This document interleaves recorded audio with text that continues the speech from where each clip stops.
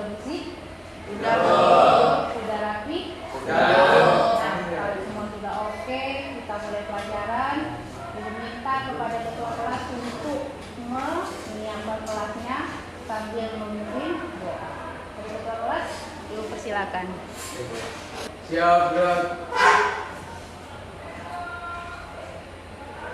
Berdoa dimulai.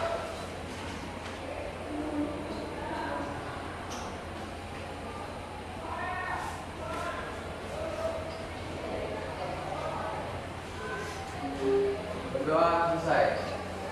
Ucapkan salam.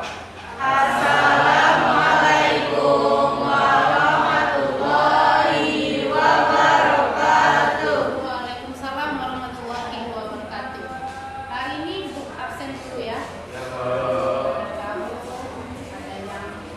ada yang hadir? Hadir semua? Oke, kita mulai ya. Andre datang. Fauzan. Haikal. Ilham.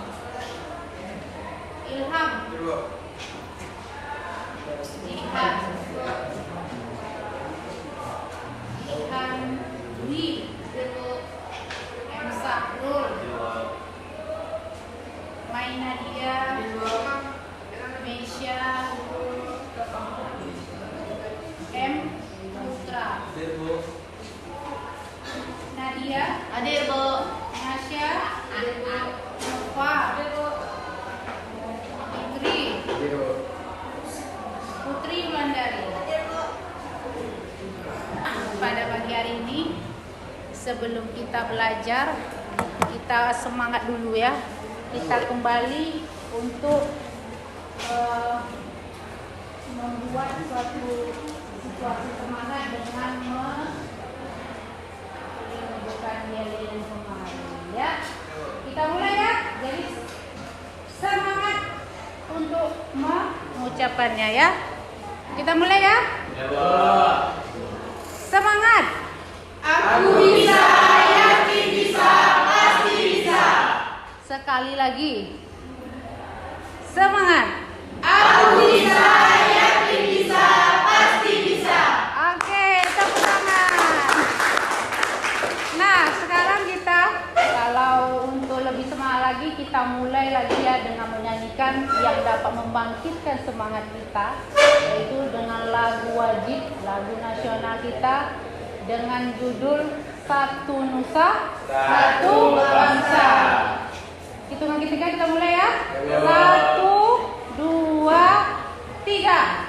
Satu nusa, satu bangsa, satu bahasa kita.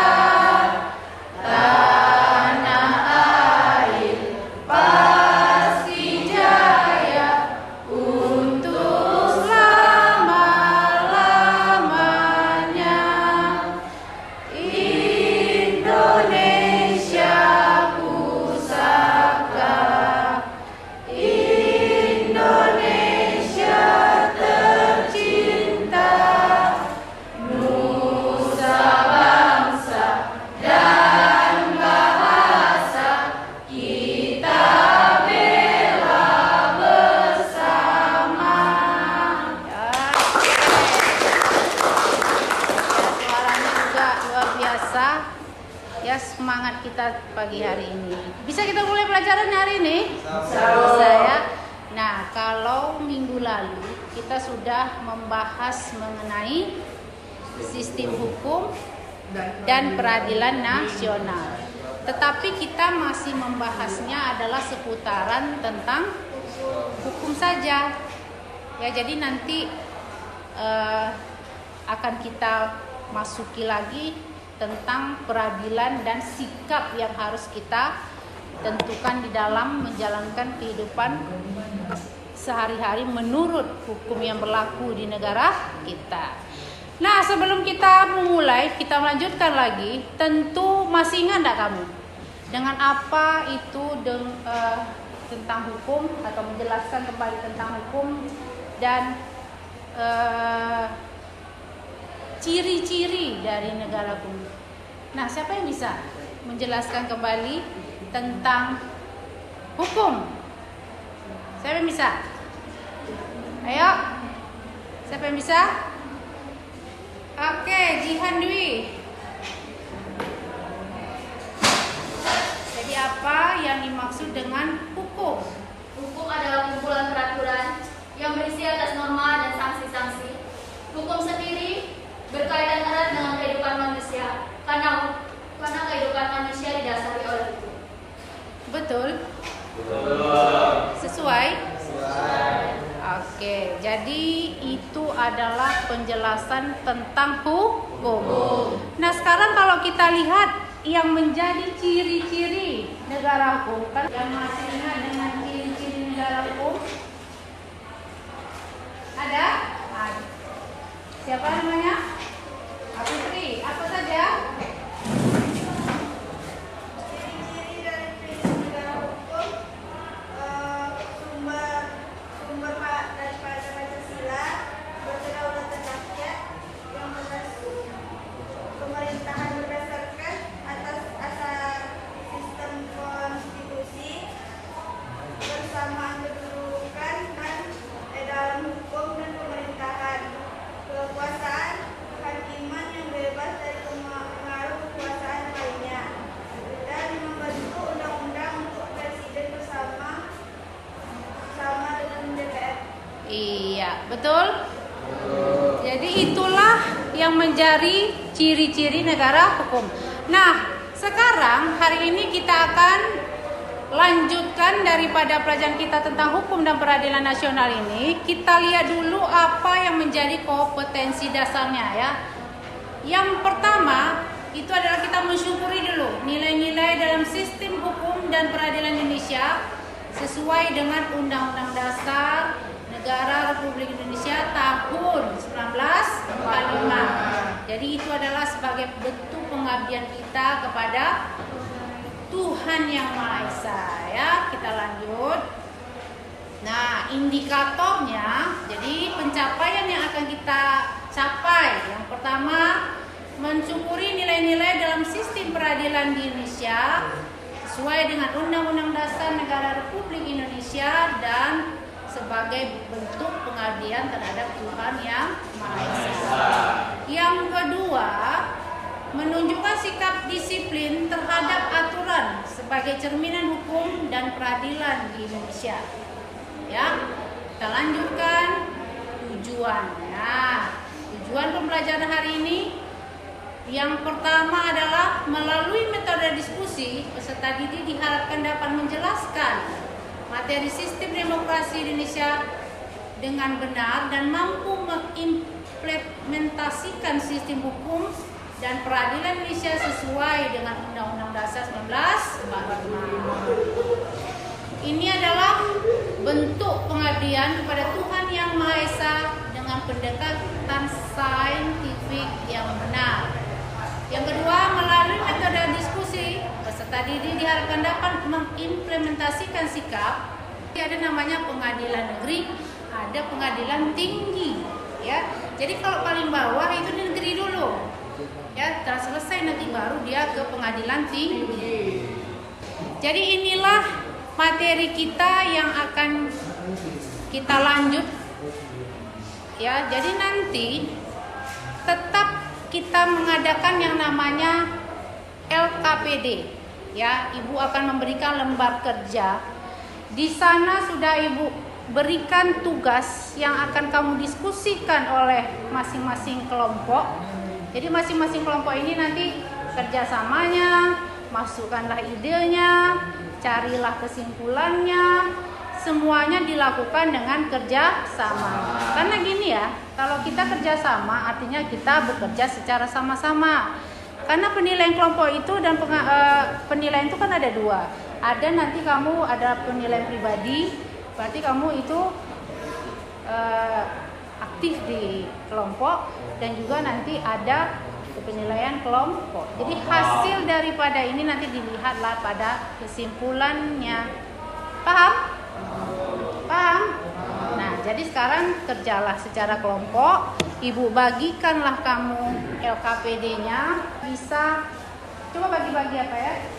Ini kelompok. Dan ini juga adalah untuk kelompok 1. Ya. Bagi. Ini satu orang satu. Kamu baca apa jadi pertanyaannya dan nanti kita akan diskusikan. Pasal 1 angka 4 KUHP.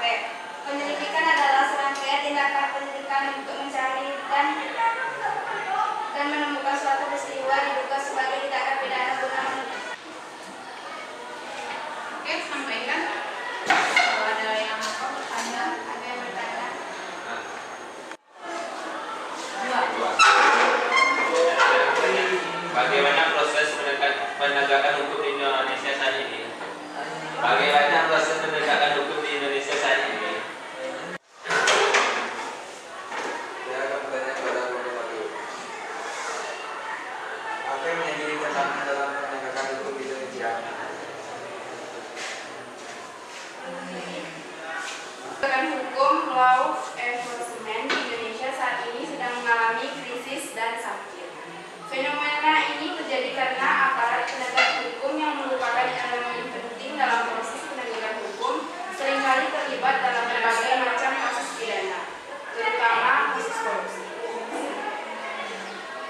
Tantangan terbesar adalah adanya penghambatan dalam penegakan hukum di Indonesia. Setidaknya ada 4 faktor yang cukup dominan dan perlu mendapat perhatian dari berbagai pihak, yakni Saya akan membacakan hasil diskusi dari kelompok 2. Perbedaan peradilan dan pengadilan. Perbedaan peradilan dan pengadilan, yakni peradilan adalah suatu proses yang dijalankan di pengadilan yang berhubungan dengan tugas memeriksa, memutus, dan mengadili perkara. Pengadilan ini berwenang mengadili kejahatan atau penyelenggaraan yang dilakukan oleh militer. Sekian dari saya, ada yang mau bertanya? apakah anggota militer bisa diadili di pengadilan umum?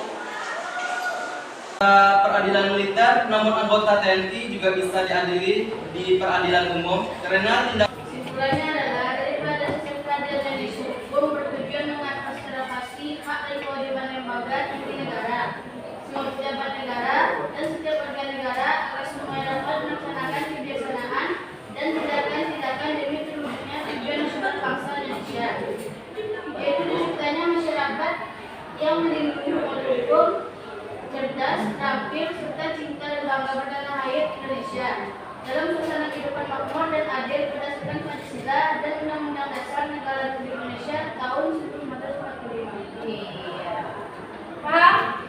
Jadi diambillah kesimpulan dari kelompok 1. Nanti kita satukan dari 2 kelompok. Sekarang kalau kelompok 2, apa yang bisa kamu ambil kesimpulan dari kelompok 2? Ayo, kelompok 2. Kesimpulan dari materi yang kami sampaikan tadi adalah peradilan adalah suatu proses yang dijalankan di pengadilan yang berhubungan dengan tugas memeriksa, memutus dan menggali perkara. Sedangkan pengadilan adalah badan atau instansi resmi yang melaksanakan sistem peradilan berupa memeriksa, mengadili dan memutus perkara.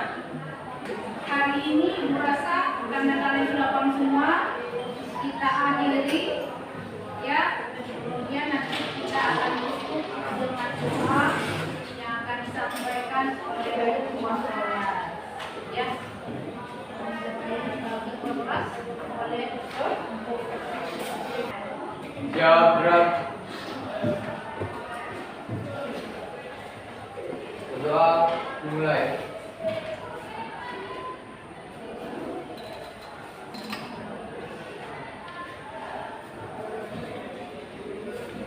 Berdoa dimulai. Ucapkan salam. Assalamualaikum warahmatullahi wabarakatuh. Waalaikumsalam warahmatullahi wabarakatuh.